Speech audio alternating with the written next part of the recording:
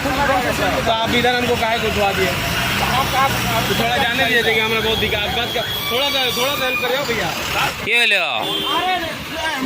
नहीं जानी আমাদের অ্যাম্বুলেন্স লাইন কেনে গাড়ি। তো বন্ধুরা সরকার টোল ট্যাক্স কেন লয়? রোড ক্লিয়ার থাকার কারণে। কিন্তু এইখানে দেখো বন্ধুরা রোড কিন্তু পুরোপুরি জাম আছে।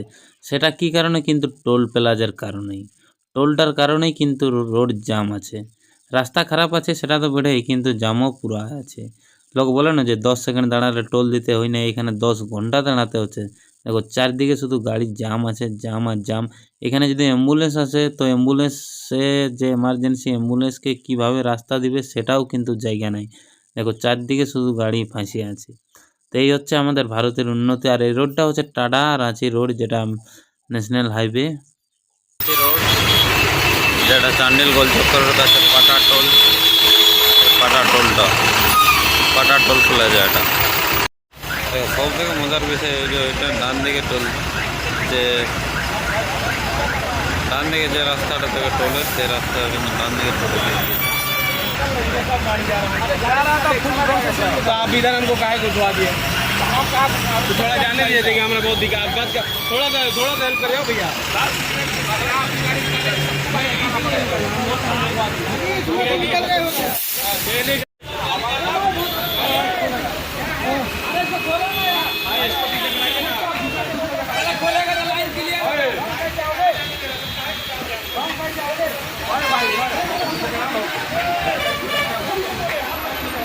टोल में इतना जाम लग रहा है, सोचिए।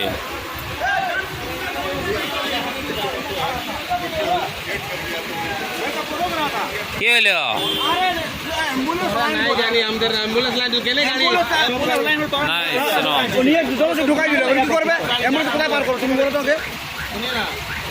মানে অ্যাম্বুলেন্সের লাইনটা এটা ভিআইপি লাইন, বেটা ভিআইপি লাইন।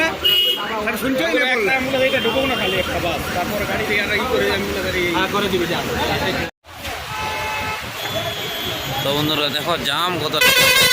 এটা হচ্ছে পাটা টোল প্লাজা।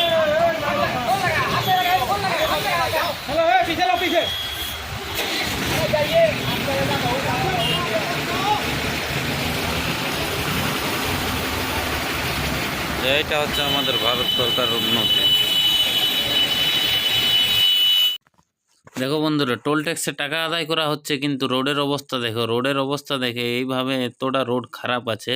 আর টোল ট্যাক্সে কিন্তু দাদাগিরির উপর টাকা আদায় করা হচ্ছে। টোল ট্যাক্স আদায় করলে এরকম রোড থাকে নাকি 4 লাইন থাকে? এটা প্রথমত 4 লাইন নাই, কিন্তু তার